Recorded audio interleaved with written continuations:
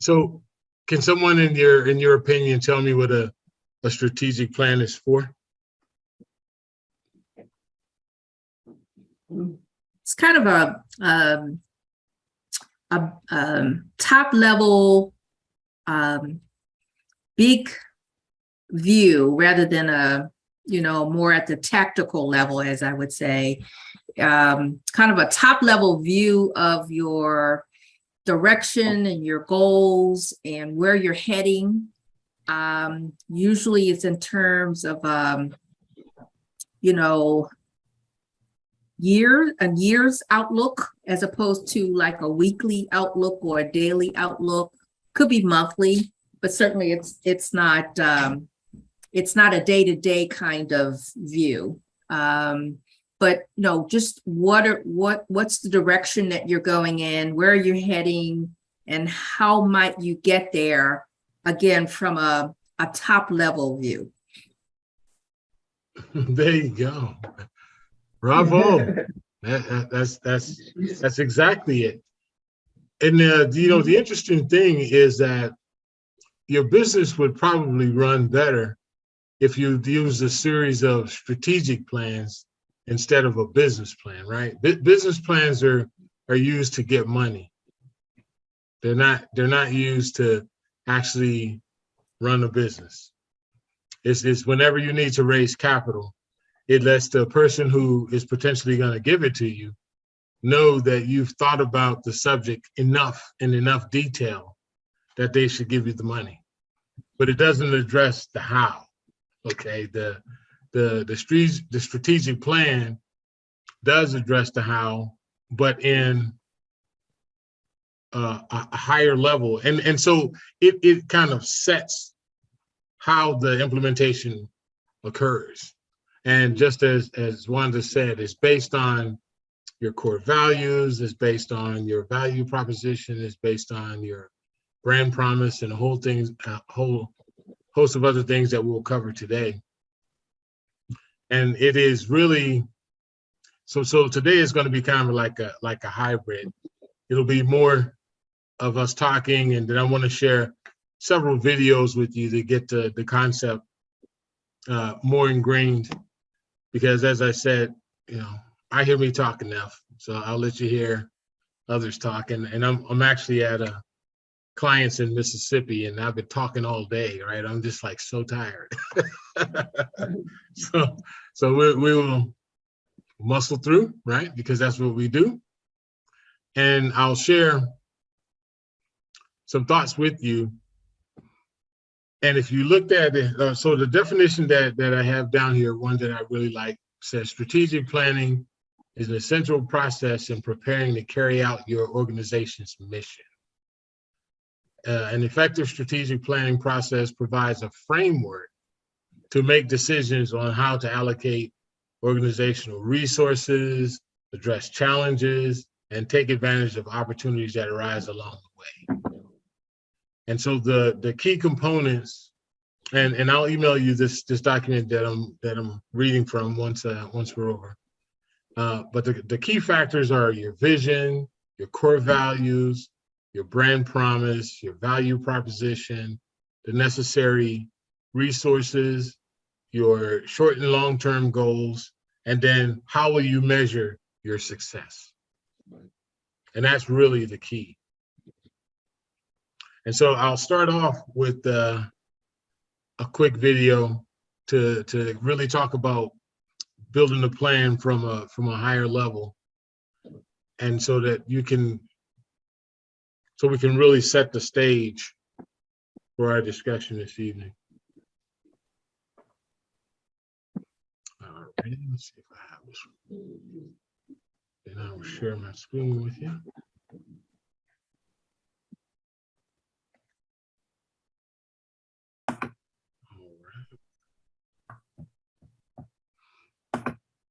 All right, so I'll share my screen with you so that you can see this.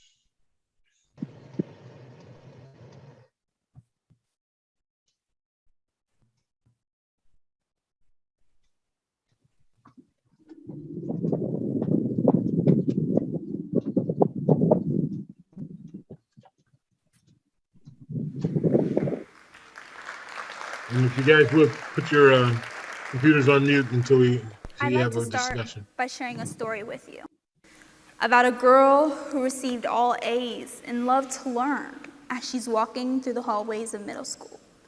She was made fun of because her shoes were not by a brand that was widely accepted by other middle school students. Yet she thought they looked good. All of a sudden, that girl who loved to learn hated walking through those same hallways, dreading a subject that was out of her control. Now, fast forward to a College Credit Plus meeting that would eventually change her life forever. The chance to start taking college classes and receive dual credit. She met with her college counselor to register for classes, only to hear that this program really is not made for students like her. But this was a chance for that girl to love learning again without judgment at a school she would later love walking through the hallways of. She was not going to let one person tell her that a free college program was not made for her. I'm sure you're dying to know who this girl is. I am that girl, and I have since graduated high school and college at 16 years old. In the 2 years that I worked to walk across the stage of my previous college, I learned how to make a plan so good you can do anything, including graduate college early. I have since discovered the first 3 steps to a successful plan. Step 1, set a goal so big that you can't achieve it until you grow into the person who can. You have to start by creating a plan to achieve. To put this in perspective for you, Warren Buffett made a bet with his childhood friend that if he was not a millionaire by the age of 30, he would do something terrible, and I would leave it at that.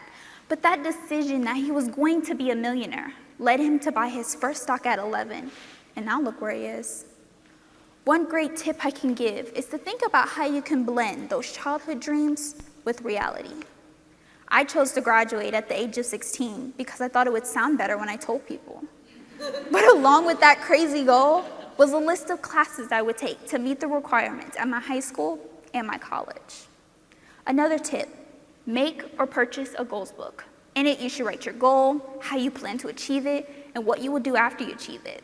I find that this helps put it into fruition, and it makes it seem more attainable because you've thought it through this far.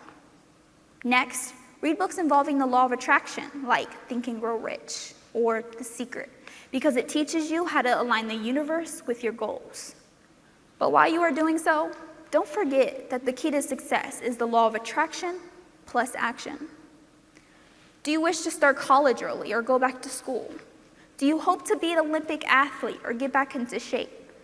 Do you plan to have a successful business by 12 or quit your job and pursue your passion? All these great thoughts have to start with a plan. You don't have to be great to start, but you do have to start to be great. This seems to be the hardest step because despite the energy you may have to meet this amazing goal, this is the time to actually put in the work. One way to nudge you on is to write it down. Write your goal down on a piece of paper and put it where you can read it every day. And once you start to forget that place, put it on every door, your bathroom mirror, your refrigerator, and definitely as a reminder on your phone. It's very easy to forget what your mission is for the day and what you have to do when your daily obligations have been met. So what should you be doing when you get home from work and school? Working on your goal. Next, create Google Alerts of keywords that help you stay updated on the industry you are thinking of, a professional athlete you plan to model your training after, or a role model with you hope to make the same impact. I have Google Alerts on business, CEO, billionaire, royal family, and dual enrollment because this helps me provide the utmost value to my blog readers. Now, I'm about to give you my secret sauce to business. Yet this can be used for anything. Email everyone. I plan to one day be on Ellen's show, so you know what I did? I emailed her twice. I hope to meet Oprah, so I looked up her email and emailed her twice. I wanted to stay updated on the statistics of dual enrollment in Ohio, so I emailed someone at the Ohio Department of Higher Education and said I'd love to get a quick coffee with you.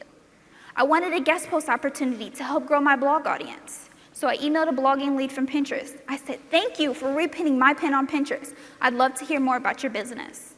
And boom. Although I have not received responses back yet from Ellen and Oprah, I have received emails from a lady at the Ohio Department of Higher Education and 2 other bloggers. I'd like to tell you a true story. Jim Quick used to get him sent emails and postcards of pugs by his sister. He wondered why. He soon found out that her birthday was coming up. But every single time he stepped outside of his doorway, he saw pugs, and he knew it wasn't random. This relates to you because when you keep your end goal in mind, you start to find those doors, those opportunities to help you achieve it. Let me give you an example. As I was in my last year of college and thinking of ways to share my story and the opportunity of dual enrollment, one of the first things I did was meet with my college president. I proposed to him that I be an ambassador for the dual enrollment student body, and then I was. Even before that, I started my blog, ayounglegend.com, to share my experiences in business and education. Done. So when you start to live, breathe, and sleep your goal, you start to find ways to help you succeed. Now all you have to do is start. Step 3, rejection tests whether you are serious about your dreams. I can tell you right now, you're going to run into some brick walls, but what you do with those brick walls is a different story. The biggest rejection I received was being told I would not graduate on time because of one class. That tested if I was really ready to build something, to do something. Where I could graduate early, I told my college counselor, that can't happen. I applied to colleges as an incoming freshman with an Associate of Science degree.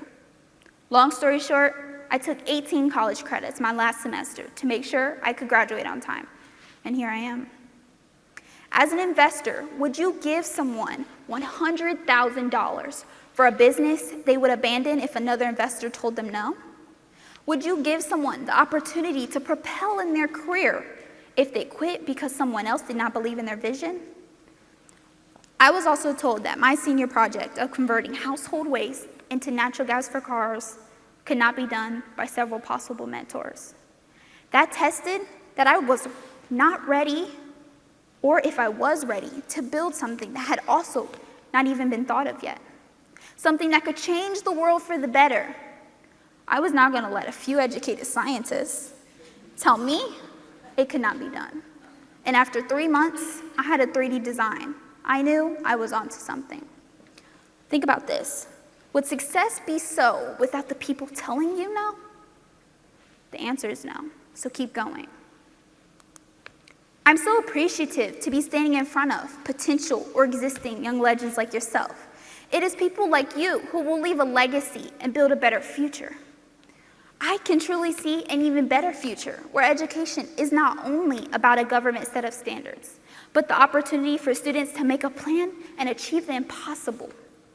Malala does not fight for education for nothing. The potential that kids have to be great extends far beyond society, rules, expectations, and stereotypes. We are living in a future we've always dreamed of. This 3-step process to make a plan and execute is so valuable. It just goes to show if I can do it, you can definitely do it. Thank you.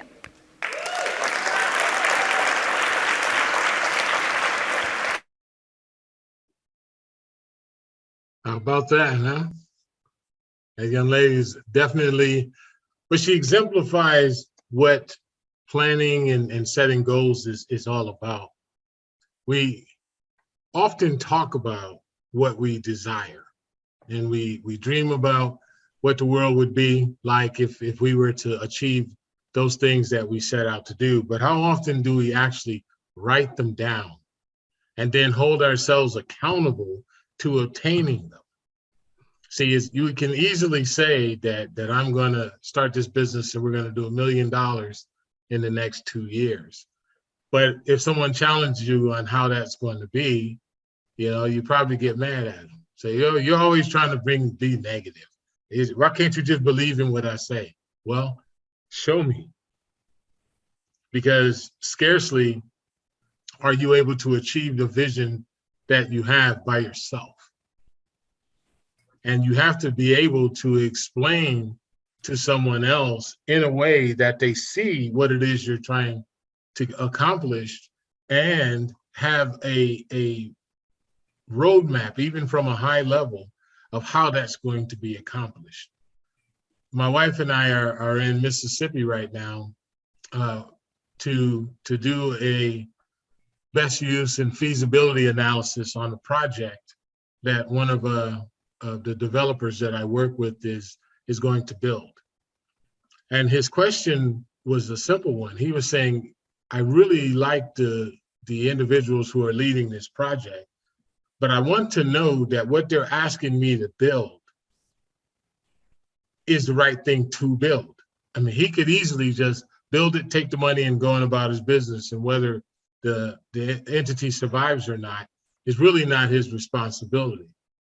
But because he's a conscientious person, and these are two young ladies, I mean, they're both under 40, trying to take on this $150 million project, that he really wants to see them be successful. So he didn't necessarily send me here to tell them whether what they're saying is right or wrong. He wants to see a high-level plan for the outcome that she's trying to achieve, what that would look like, right? And so for you, a strategic plan is the same way. It really says, all right, here's the vision I have for the business that I'm going to start. And now we're going to measure it against the steps that it takes to get there. And the first of which is the vision itself. And there's a lot of ways to come up with a vision, and it can be challenging sometimes to write it out, because you know it's in your head, you know what's in your head, but how do I put that into words? And I will give you a way that I do it, especially when I'm working with someone who hasn't done it for themselves. I start putting down bullet points. Says, give me some bullet points to describe your business. And then from the bullet points, we can create a vision, because it naturally flows when you begin to describe the attributes of the business. Then the vision kind of manifests itself. But in the short term, I wanted to just read you some visions from companies that you may be familiar with, okay? All right, so let's see.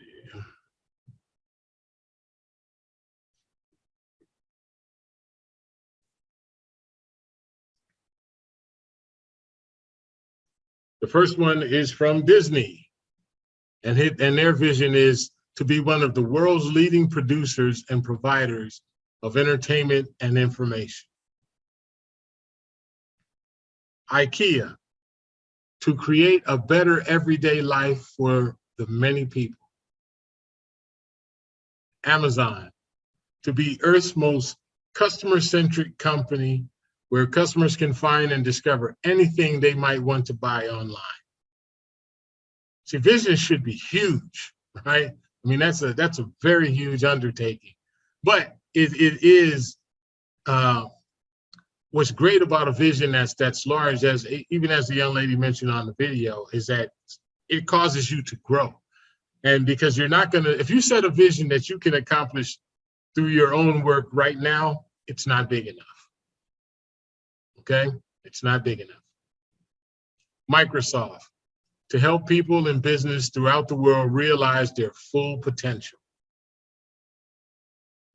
Starbucks, to establish Starbucks as the premier purveyor of the finest coffee in the world while maintaining our uncompromising principles while we grow.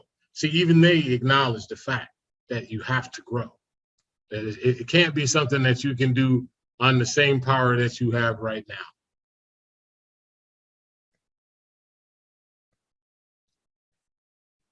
And so, you know, we look at the strategic plan as how those things get set forth. But before we go into that part, I wanted to share another short video with you about vision. And I think you'll recognize the company.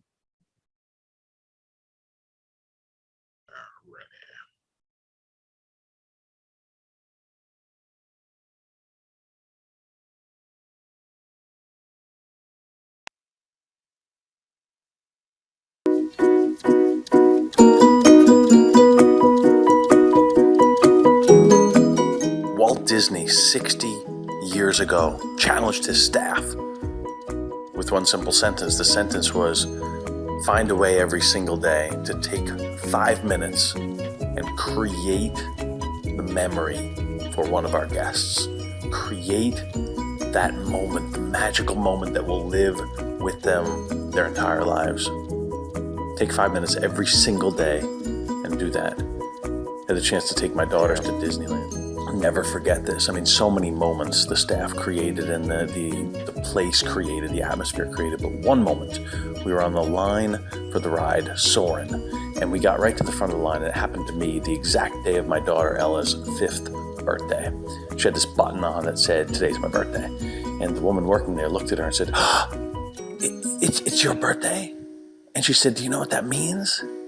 That means you can help be in charge of the ride. You can help run the ride. You want to help me run the ride? And she called my daughter over to the other side of the computer terminal and pointed out how my daughter would help run the ride. And she said, do you see that little computer screen, that little monitor?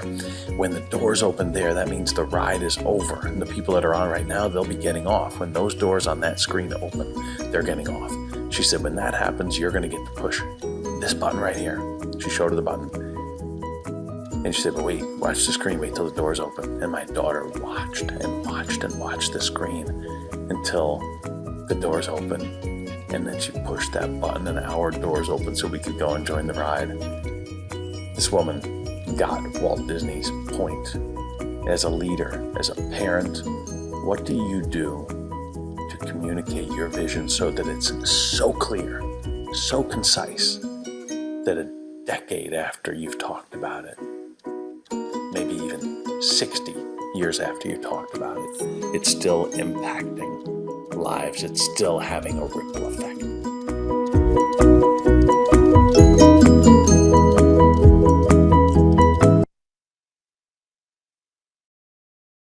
How awesome was that, right? When you can create a clear vision, it allows the people who are in charge of implementing your vision to really understand how to impact.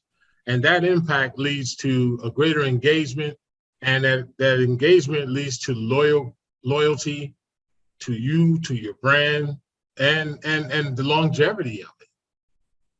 And something so simple, you know, and I use Disney as an example a lot of times simply because their ability to transpose really their vision and their values onto their employees. Next time you go to a Disney property, ask them what the company vision is. I don't care who you ask, they'll be able to tell you. I don't care if it's a person in housekeeping or it's a young lady dressed in costume. They will be able to tell you. And so the clearer we are, you know, it's how that culture then transforms into what we are promising people when they give us money. You know, everything from, most people don't know that when the park closes at Disney, they go through and they paint anywhere that has been worn from that day.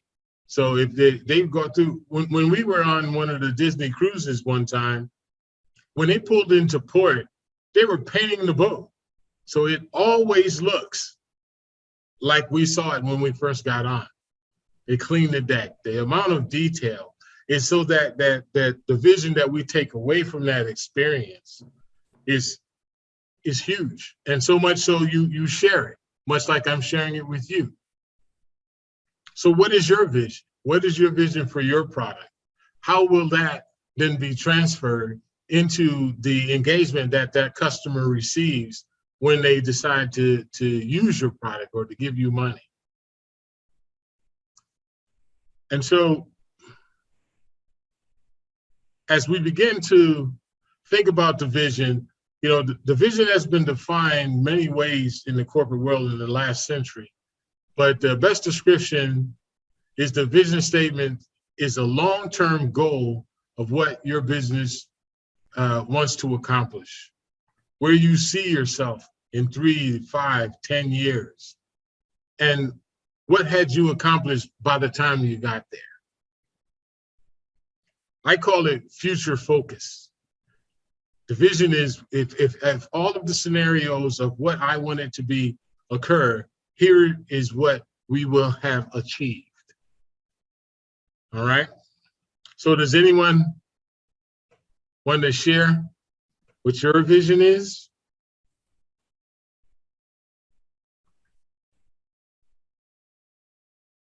Has anyone written the vision down? I would be very surprised if Wanda hasn't, but. Well, one of the things that the lady talked about just now, which is Think and Grow Rich, was a couple of books that she spoke about, and also The Law of Success. Those are books that we have here, my husband and I, that we bought and we've been reading for a while. The thing about it is sometimes you get into a rut where you know this stuff and you start to read it and meditate about it, and then you put it away and you get involved in something else and you just leave it there, and you don't go back to it.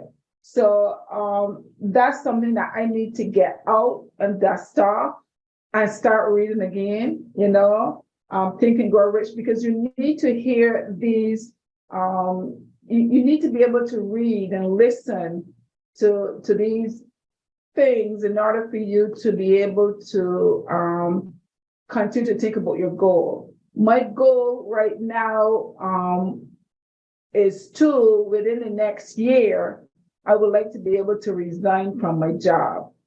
And the only way for me to resign from my job is starting my business so that I could resign and not have to worry about where my next income is going to come from, So that's why I have to, my long-term goal is to be able to travel and with my family. But right now, I know I need to put certain things into perspective, which is, I at least started my online business, which is my YouTube business.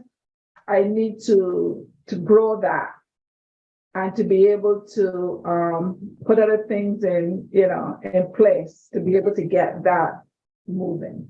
So what I would challenge you to do is to take a piece of paper and write across the top, replace my current employment income with self-employment income, okay?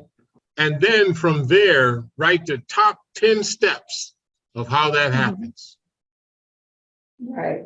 And so what happens from there is that you simply, as you achieve those 10 steps, you draw a line through. And what you'll find is by the time you've gotten through all 10, you're in the position to achieve. Now, if it's going to happen in a year, then it would be a pretty aggressive goal, but not necessarily that it couldn't occur. So let's say if your income was $5,000 a month and the product you're selling is $10. So you realize that you have to have on the net revenue, have sold at least $1,000, 100 bottles net profit every month. And so you say, all right, so how many do I actually have to sell to have a net profit of 100 bottles at the end of the month? Mm-hmm. If the national average for net profit is about 18 to 25%. So that means you would have sold at least 5,000 bottles, right? For it to have a net of 100, if my math's right. And so now you just reverse engineer. All right, so if it's 5,000 bottles a day, a month, then that means that I should have at least whatever. Let's see what the math is on 5,000 a month, and we're going to assume that you're working 24 days a week, 24 days a month. That means every day you have to sell 208 bottles, right? And so now, well, what's the easiest way for me to sell 208 bottles? Is it through a mass distribution situation where it's in Publix, or do I sell it online? Do I sell it as a product on the YouTube channel. You know, how do I sell 200 bottles a day? And that's it. And then you start to list that out where you say, all right, well, I think I'm going to do a combination of online sales, the farmers market down on the square, and maybe another farmers market up in Gainesville. And so that's how you begin to work down that goal. And as you accomplish all of them, what you're going to find is then you'll reach it. Mhm. Okay. And that seems oversimplified, but it's very true. That's exactly how it happens. But if you don't have those goals written down, it's going to be very difficult to maintain the structure of the goals, simply because life always intersects. There's always Right. something that comes to take your attention. There's always some problem or someone who needs help. But by having those goals written down and a system to move through them, then you're always able to get back on track when you have the interruption. Does that make sense? Yeah, it does. Yeah. Awesome. So the next thing after the vision is your core values. And core values are really self-explanatory. I mean, they stem from your core beliefs, and your company should reflect your core beliefs. And it's really just an extension of you. These values will not only guide your management style, but also the actions of your employees as you bring them on, and ultimately the strategies of your business. Your core values are often such things as providing value, being empathetic, integrity, honesty, and so on. These core values will tie into the vision of your business. So it's important to be absolutely clear as to what their definition is and what it means to you, as well as how it affects the product or service that you're offering. So the core values,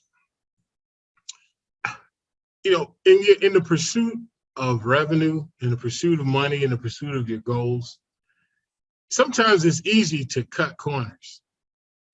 And by cutting corners is doing things that maybe aren't, and I guess is pretty subjective, but I'll give you an example. If the initial product that you were putting out there was made with artesian spring water, and part of the selling feature was that you were using the artesian spring water to create the product that you're selling, but you found out that if you just use regular spring water as opposed to artesian spring water, you would save maybe 25%, which then would yield you 15% more profit. And it would probably be no discernment in the way that it tastes, right? The consumer wouldn't know, but you would know. Now, if your core values were such that allowed that for you to do that, then that's fine. But if it's against your values to change something without allowing that customer to know that something changed, and then allow them the decision to continue to purchase your product or not, then that is something that stands out. And so for you, you have to say, all right, I unequivocally am going to adhere to this type of core values, right? So my wife and I are adding a different division to our company. And I'll read you the core values that we came up with for that one, just to give you an example. All right, just give me a second here. Okay. So our core values, and there's 8 of them. 1, always be engaged. 2, always be curious. 3, always seek knowledge. 4, use our gifts to improve the lives of others. 5, don't just listen, hear. 6, always have goals. Right, say it again, always have goals. One more time, always have goals. Okay. Number 7, always be willing to show the way. And 8, never start something that doesn't get your full attention.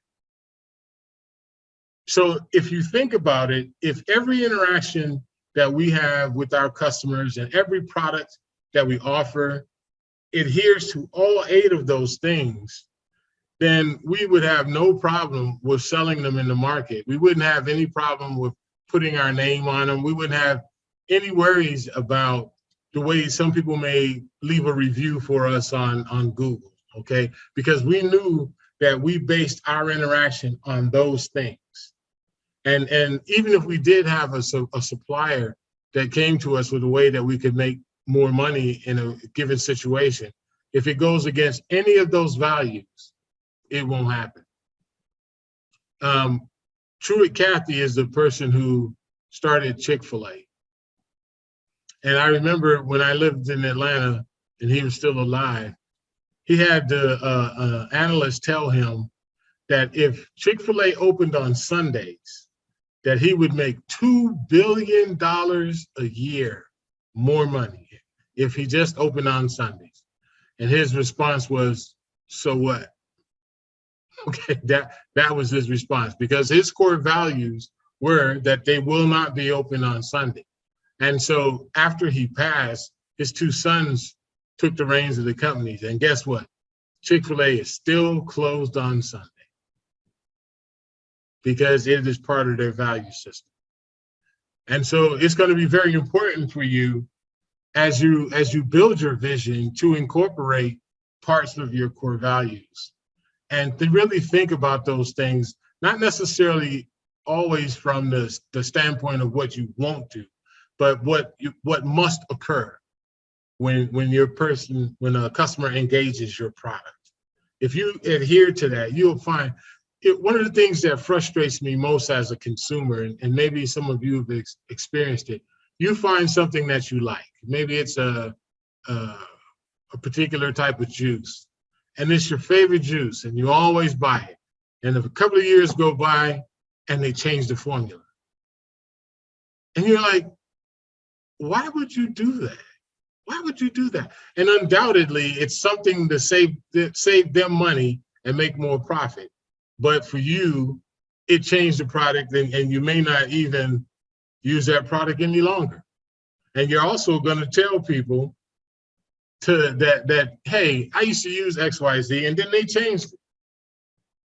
You know, here's a great story for you. The Ford Taurus was the #1 selling mid-sized car in the United States of America for almost 10 years running. And then some genius said, hey, let's change the way it looks. And they did. And then Toyota became the #1 selling mid-sized car in the United States and has never looked back from that point.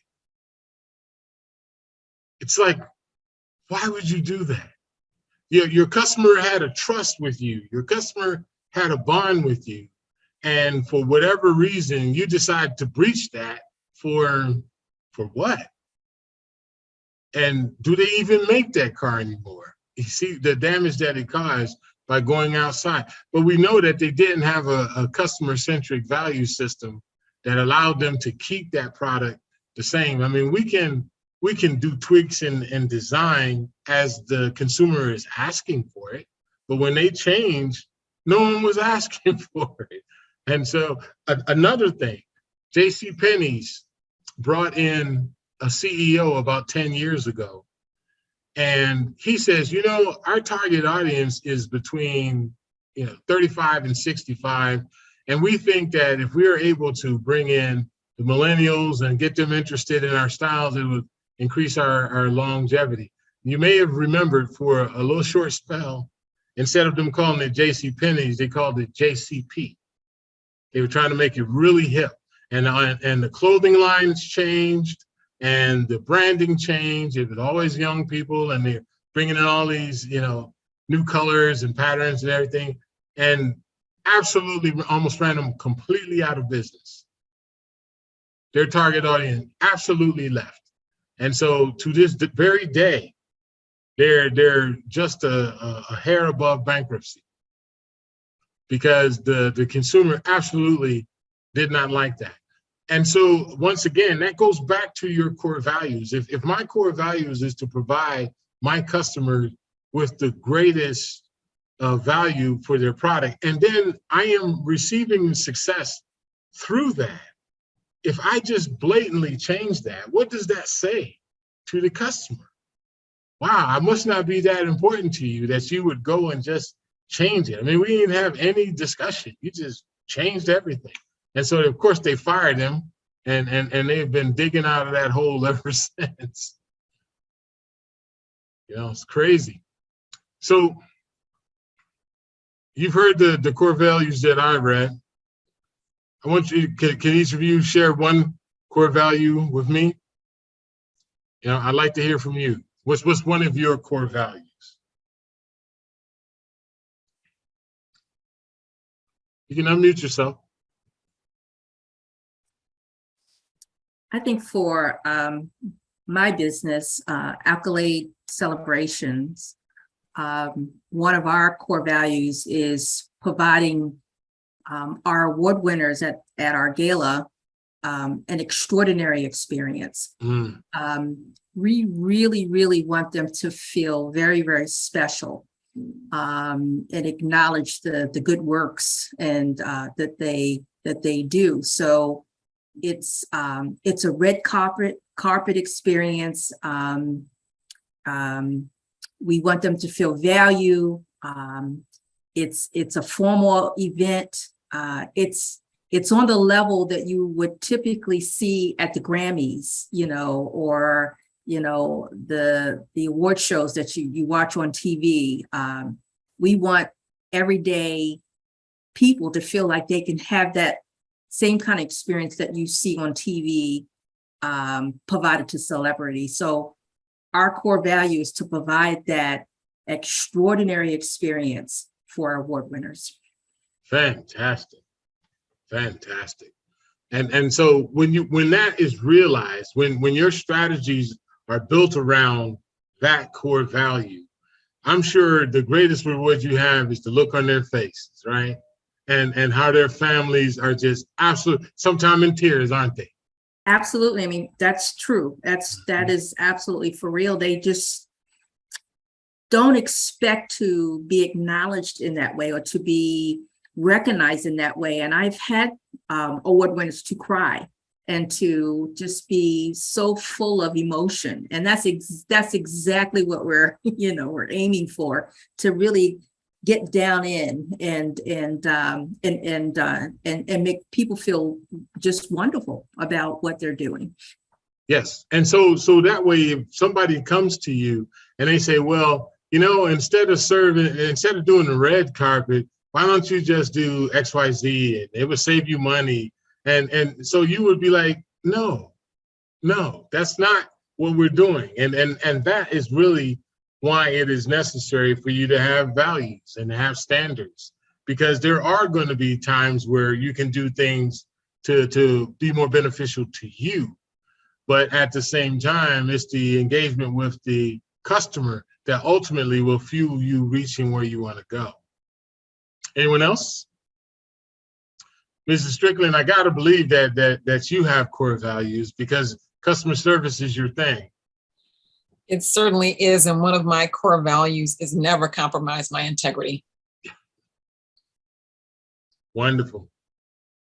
Wonderful. And integrity is big, because because society tells you it's okay if you bend a little, if you lie a little, right?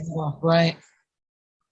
But you know, what's interesting is that it translates also to you as a business owner being able to look at yourself in the mirror. Yes. And to sleep well at night. That's right. That's right. So you can do things that make you wealthy, but at the same time, you can't look at yourself in the mirror. Right. Exactly. Yes. So thank you. That's excellent. Anyone else?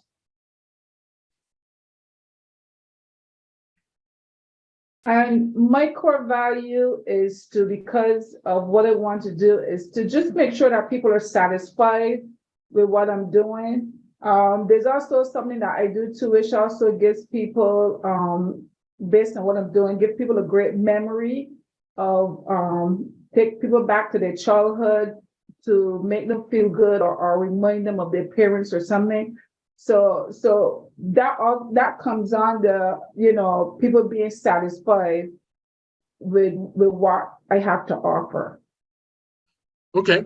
And so I think that you can maybe massage that just a little bit, only because you're going to have people who are never satisfied.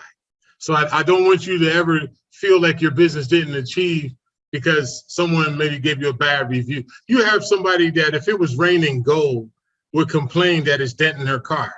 Okay. Right. I mean, there's always going to be that person, but your core value of always delivering the best product, to help engender those feelings of their that your value is that you're always striving to deliver the best. Because as I said, some people are just contrarians. If you say up, they say down, even if they agree with you. Right? Anyone else? All right, I will move on. So I wanted to see if I had video here on core values. It seems like I usually do. Let's see.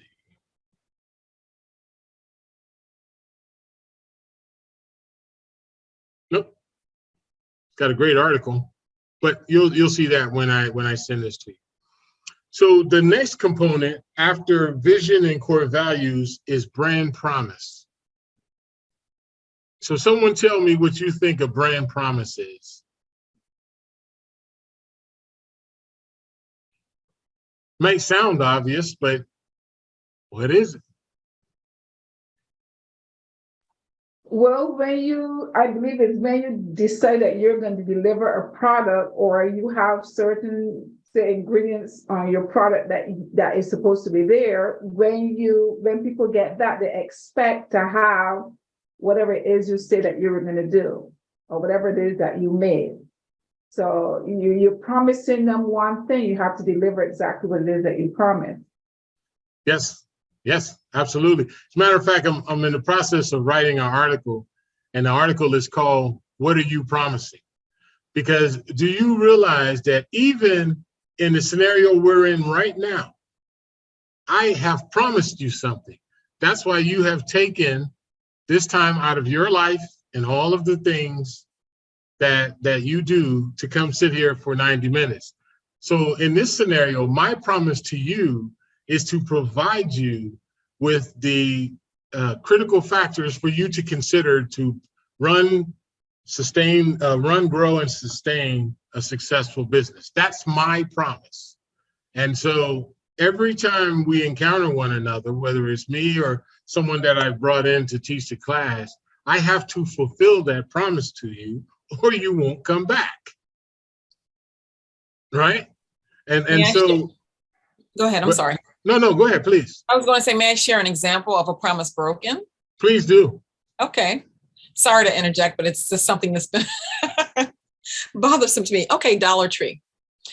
Dollar Tree promised that all of their items would be $1. That way everyone goes home happy.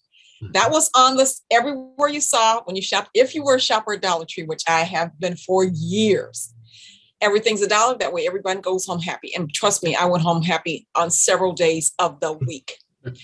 When they changed the pricing to $1.25, I have not gone back since. Example of a promise broken. That's right. That's right. And see, what's interesting though, but what would have happened if they would have started a campaign and they started to talk to you as the consumer and say, okay, so much of this that we use is sourced from outside of the country.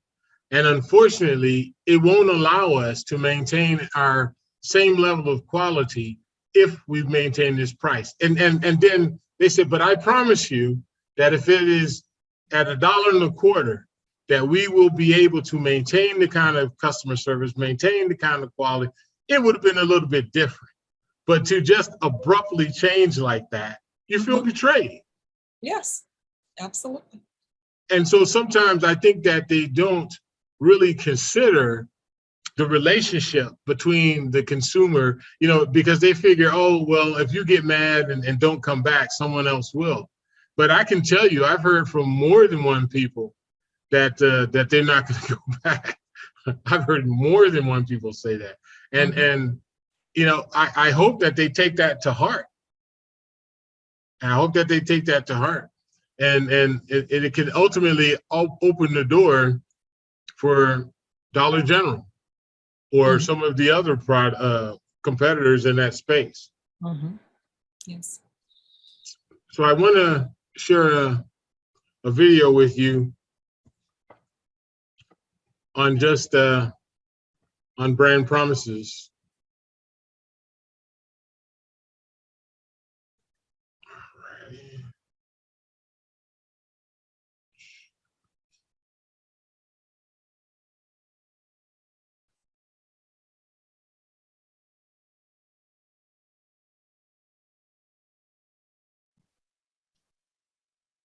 What's a brand promise and why is keeping one important if you want to grow fast? Find out today. That caused us to go, wait a sec, we need to figure out what role we're playing in people's lives. And so we did more research, bigger, deeper dive research with the world at large, not just our members, to find out what we needed to be. And we arrived at the brand promise of movie enjoyment made easy.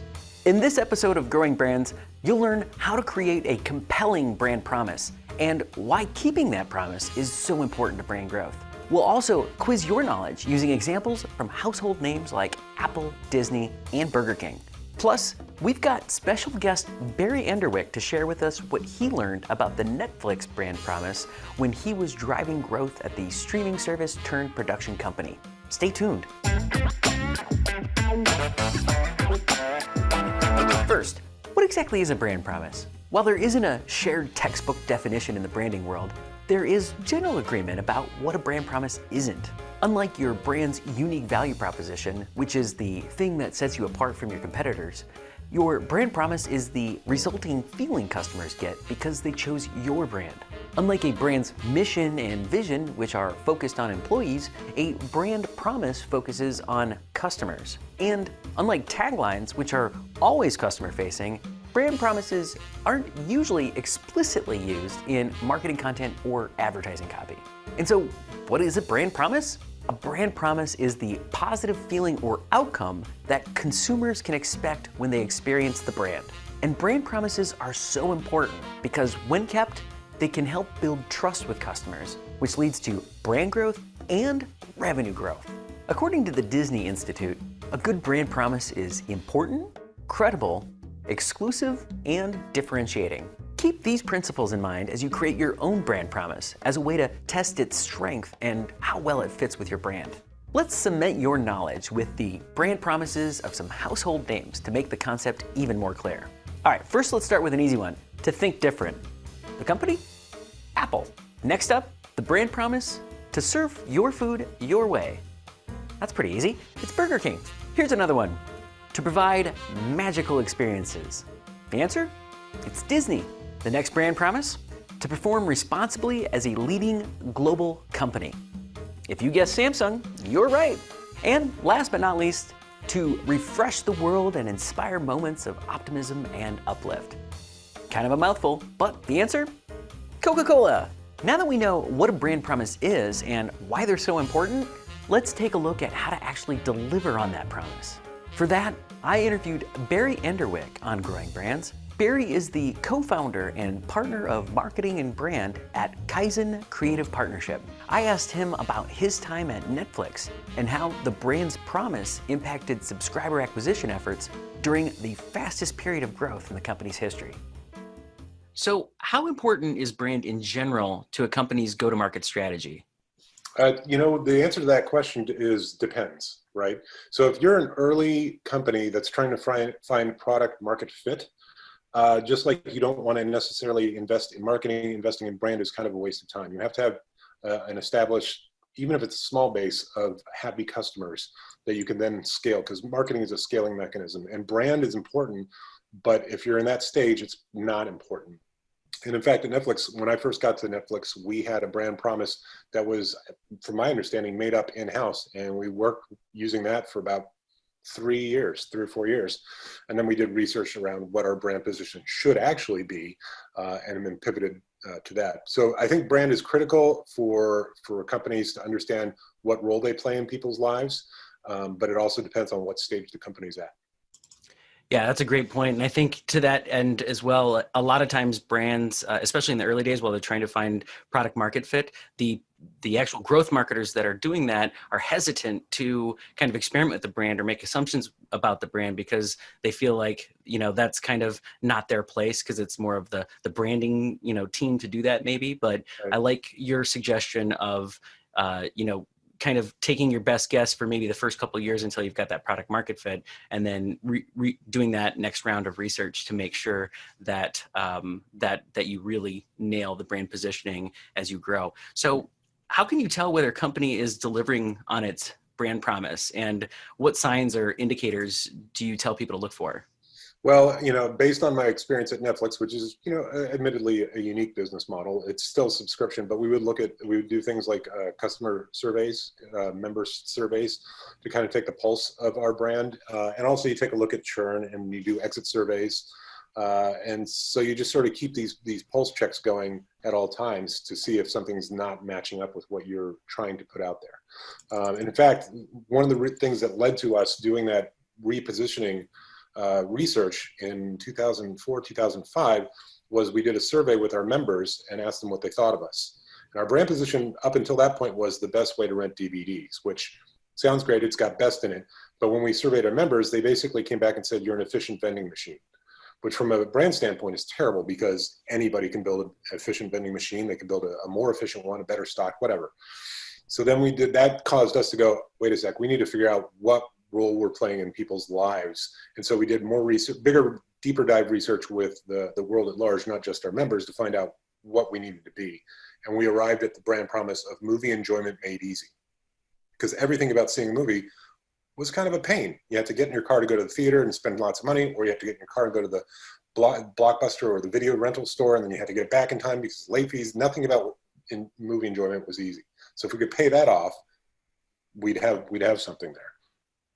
Okay, that's great. So the Netflix brand promise was movie enjoyment made easy. So let's unpack that a little bit more. So how did it influence company decisions at the time, and how did that lead to growth for not just the product, but also acquisition of customers and the brand as well?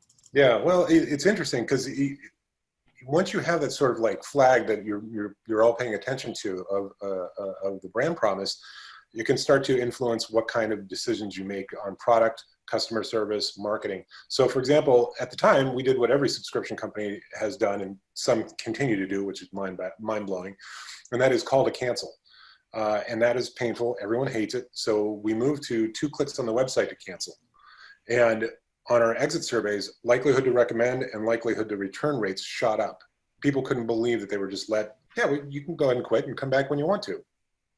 And it worked. People did start coming. They would quit for whatever reason, like the summer's there and they weren't going to be watching DVDs because they're going to be traveling a lot, and then they'd come back in the fall. And it all drove towards that movie enjoyment made easy. In the ops area of the company, we built out a network of hubs and mini hubs across the country, and that allowed people to get their DVDs in one business day via the United States Postal Service, which I can tell you right now would not have happened organically. So decisions like that were made for movie enjoyment made easy. How do we pay that off? So in the marketing, what we thought of is, what are the different themes that we have that support movie enjoyment made easy? Well, there's price, there's a free trial, low price, it's unlimited. Process, you pick your movies online, they get delivered to you. You don't have to do anything. You don't have to get in the car and do anything. Trust, we've been doing it for X number of years. We've delivered over 1 billion DVDs so far. So you come up with these themes, you start to develop benefit-driven headlines, and then you have support points that you use, and you apply consistently. And the other thing is, and we're not talking about brand attributes, but I feel I need to bring this up. Our brand attributes, which supported the brand promise, also guided decisions on like what font to use. Like I chose the font Gotham back in 2004 because it was very strong but friendly, right? It aligned with our brand attributes to support the brand promise, and illustration styles, all that kind of stuff kind of tie all in together. So then what happens is you get this cohesive brand in the consumer's mind. And everything, you know, we're talking about in marketing, Movie Enjoyment Made Easy, we're paying it off in our ops, we're paying it off in our service. That's great. So there's a lot of cascading benefits that start with the brand promise out into other brand attributes, and ultimately that supports the customer acquisition plan, the company growth plan, kind of everything. So Barry Enderwick, thank you so much for your time. Really appreciate it. Yeah, you're welcome. Happy to do it. Thanks for having me. If you like this episode, take a few seconds to subscribe. Or you can head to the blog for a free worksheet on how to craft the perfect brand promise. While you're there, sign up for our newsletter, which contains exclusive brand measurement and growth tips that will help your brand become the market leader. Now it's your turn. What's your favorite brand promise and why? Is it one of the examples that we shared, or is it from a different brand altogether? Let me know by leaving a comment real quick before you go. Is it recording?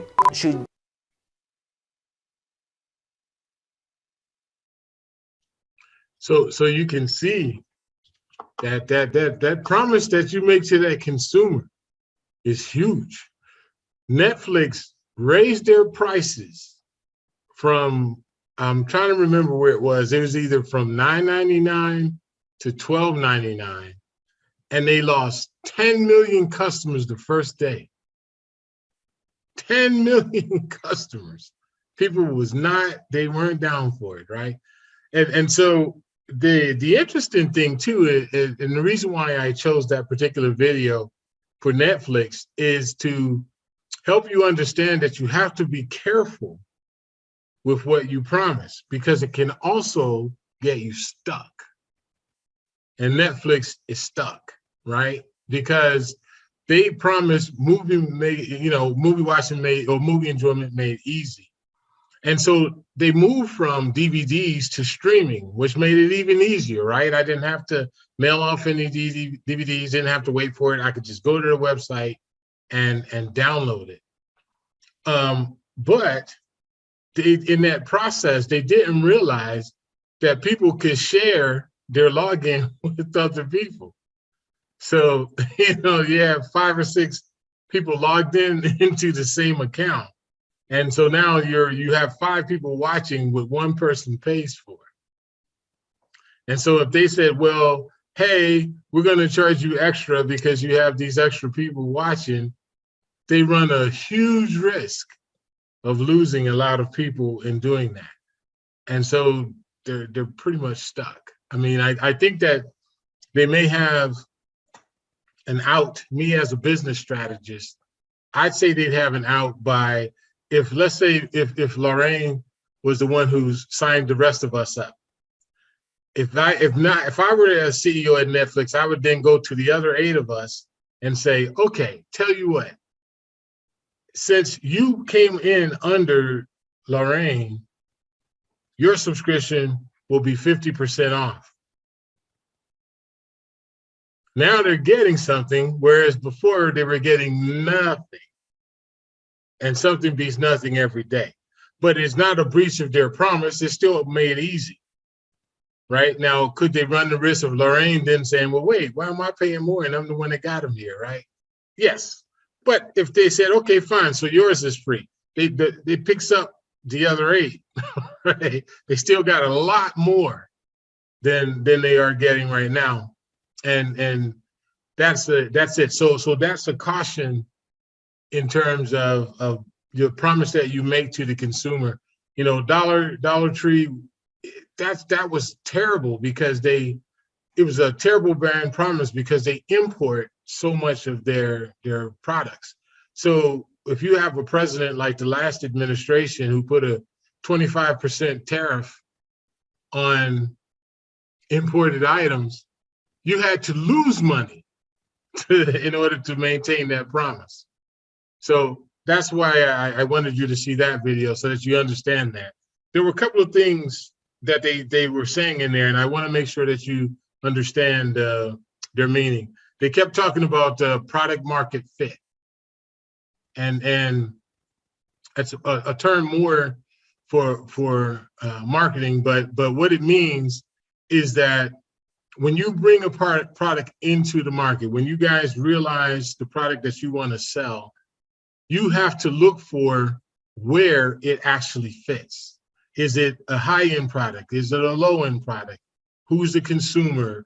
You know, what is the price point? How is that thing delivered? How's it being delivered now? How can you take advantage of any weaknesses you see in the market right now? So how does that product fit into the market? And that's, so the brand promise really works in that regard, in the sense of, if I know that customer service is really poor in the particular area that I'm in, if my brand promise now is to deliver the highest customer service possible, then my product market fit would be a very good one, wouldn't it? Because people would respond to how that product works in comparison to what they're used to.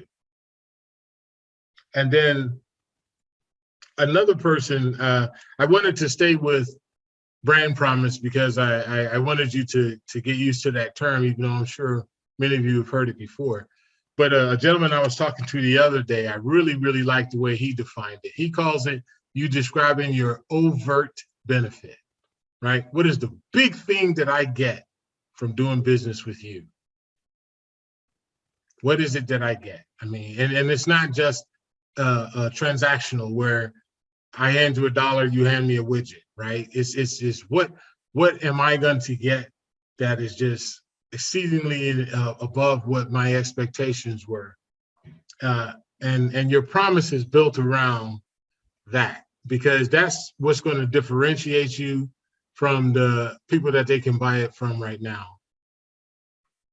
So brand promises are very huge because they also dictate your brand experience. Because if I have a clear promise and I've empowered, so do you see how they're going together, right? So I have the vision and then my core values and then my promise, right? So through my vision and my values, I can now make the customer a promise. And then we move through the next few, and then the end is then we now have the ability to make a good strategic plan because we have a good foundation of how that will be executed.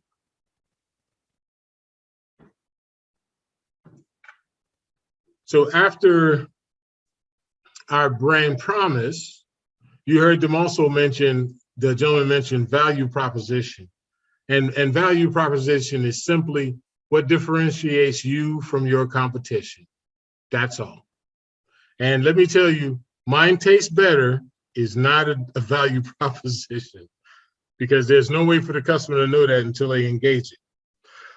Excuse me. Your value proposition is how you communicate this with your customer, how you're better, okay? Those who do business with you, read about you, they hear about you, and will make an emotional connection to your business that will define your value to them. So how do you want to be perceived? Rory is on this call, and he is new to Ocala, right? I think he's been here less than 90 days. And I said, that's really exciting.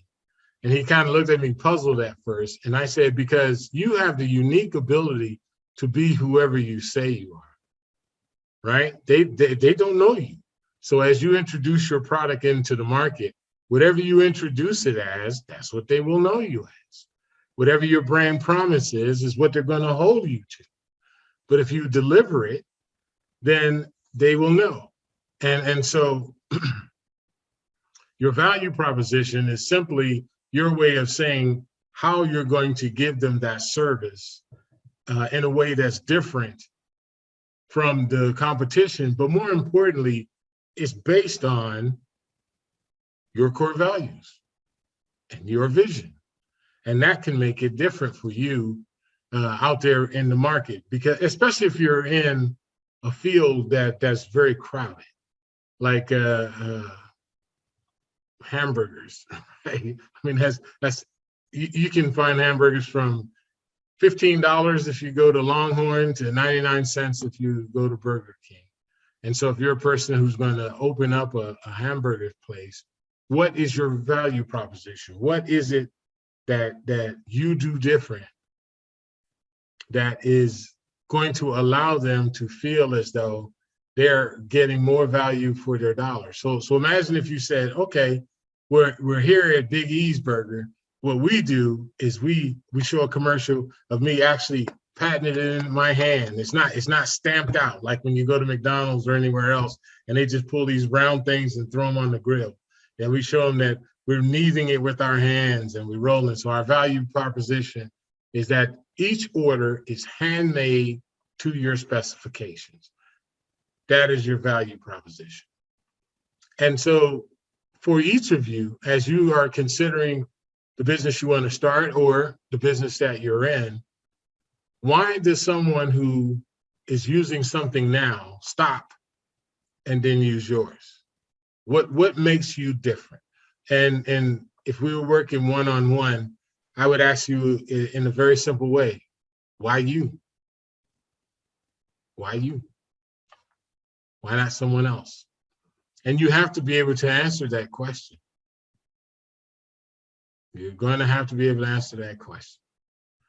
May seem simple, but it's really not. It just causes you to have to dig deep and understand what makes it different. And so let me, Mr. Carroll, I'll give you an answer right now. If you wanted me to fight you, tell me because yours is cheaper. Price is never a good differentiator. Never, never. Because if you condition that customer to have loyalty to you because of price, what happens when someone sells it 50 cents cheaper? They're gonna leave.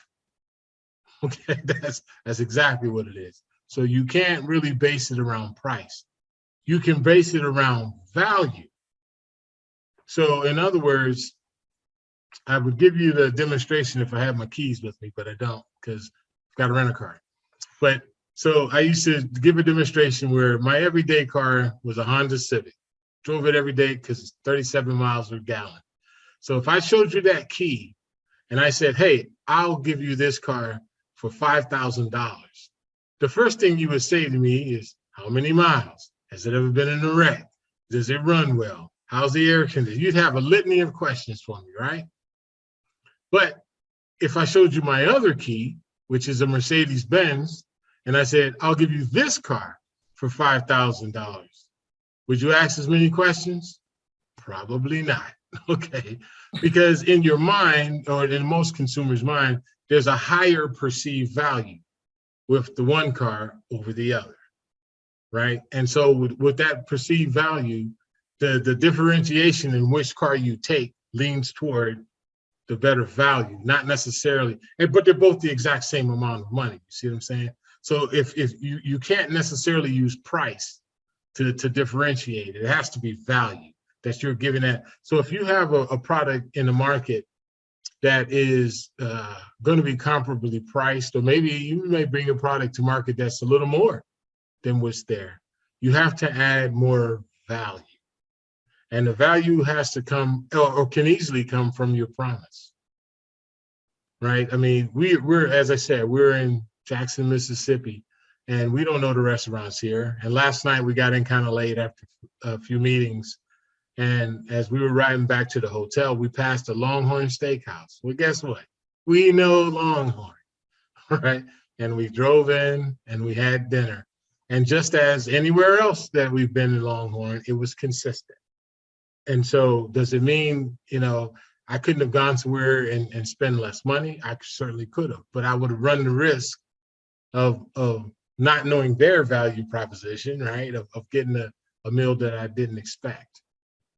So even though a meal at Longhorn would be, $10 or $15 more than the average place, I respect their value proposition of being consistent, right? So somebody share with me a place where you go and why. I mean, that's you when you have your choices, because as consumers, we have many, many choices to do everything. Tell me, and it doesn't really matter. It doesn't necessarily have to be food, but something somewhere that you shop frequently and why you do that.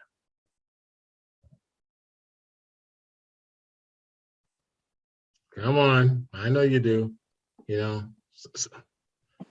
I'm gonna stay with food, and I'm gonna say IHOP.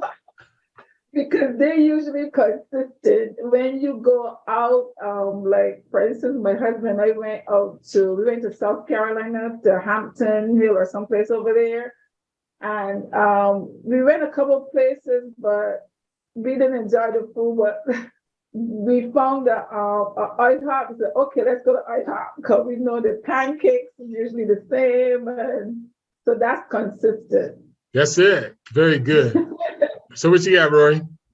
I was gonna say I like Ross and Marshalls, just because you get good value. A lot of it's good quality compared to like maybe a Walmart or something like that. Even though Walmart's so popular, you can actually go to a Ross or a Marshall and you can actually find something that would be maybe at a more higher end store, but less expensive. So, I mean, I like those kind of stores. I've been going to those stores for years. Yeah, that's great. And even if they don't state it, part of the value proposition of Ross and Marshalls is the thrill of the hunt. Yeah. You could get in there, man, and find you a polo shirt for $25 that would have been $75 if you went to Macy's. Exactly. Exactly. That's why so, I love it. Yeah, so that becomes part of their system. I throw Burlington in there too. I love shopping at Burlington because you find some really good stuff in there too at a low price. Yeah, Burlington too. Yeah. So you see, you can differentiate yourself. They're not necessarily saying that you can buy the cheapest merchandise here. They're saying, come and look, and we can give you a better value. That's what you're doing. You're looking for a better, it's a level of quality that you want. But they're saying, hey, if you will invest the time to go through these racks, we promise that you're going to find a great deal. So they're true to their brand promise. Yes. Yep. And so that's what you have to consider too when you're offering a product as well. And so your differentiator is what will ultimately get that customer to come to you. But the fulfillment of your promise is how you keep them. Or they come here, because imagine you would go to Marshalls or Ross maybe once or twice if you found nothing, maybe a third time. But after that third time, they're going to have a challenge, right? Getting you back again. But they're smart enough to know that they buy things, even in housewares. So my wife has a kitchen gadget fetish, Careful. And so there's times where she's walking through there and she'll say, this skillet right here would be $100 anywhere. And it's $49 here. And I said, but I thought you had a skillet like that. She said, well, maybe you didn't hear me. This skillet is normally, and hey, it's a great value. So it ensures when she is doing her shopping that she will make sure she makes a stop there. See, that's smart. They didn't promise her that every appliance she buys or every trinket she buys is 50% off, did they? They said, if you come in here and take the time to move through, we will make sure anything you find is a good value. And that's what we want to offer our consumers. More value for their dollar and not putting it around price. Yeah. All right. So next we will look at, for the last part of our time together, is just how we put it all together, okay? And I'm going to share with you a form that I'm also going to email you.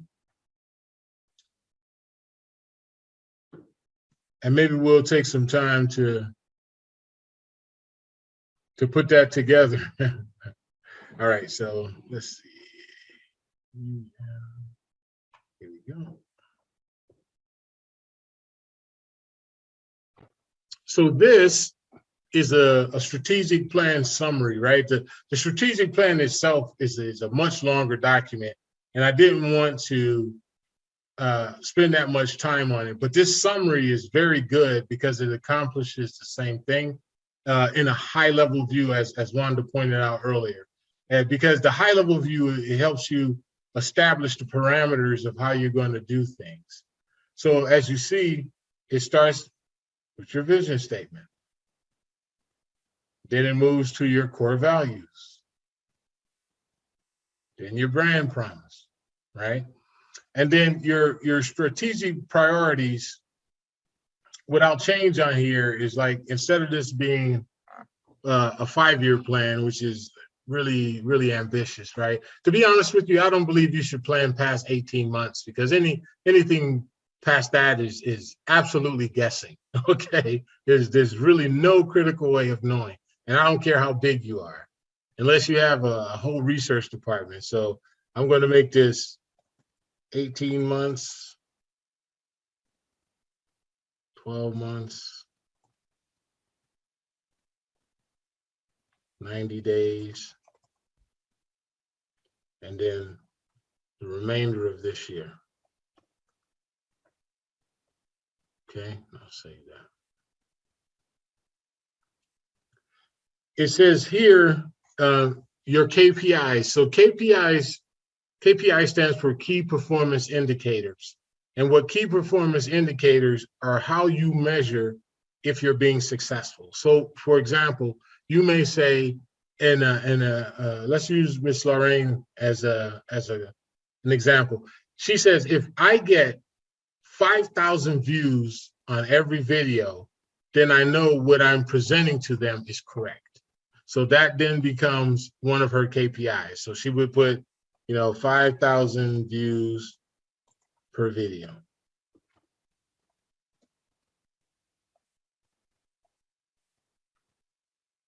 Guess I'll have to hit the right number, right? 5,000 views per video. And the goal is to have that happen by the end of the year. Okay.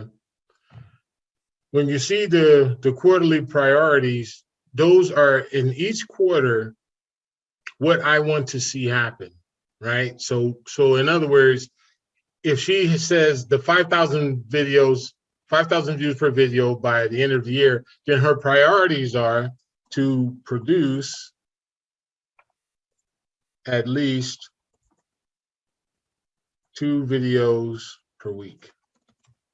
And the deadline is that needs to start by the end of August. And I don't know how many days we're in August, so I'm just gonna make it up. You see?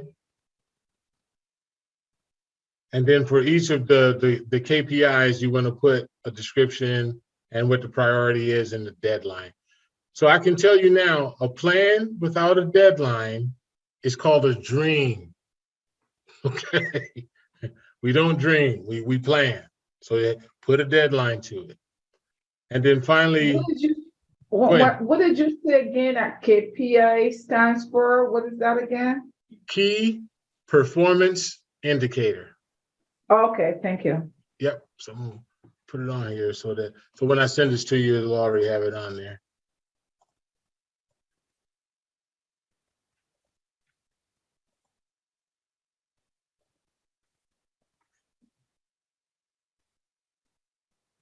Okay. Resources. What kind of equipment will you need to make this happen? What kind of software will you need to make this happen? What kind of manpower, or in your case, woman power, do you need to make that happen? And then are there any type of funds necessary to make it happen?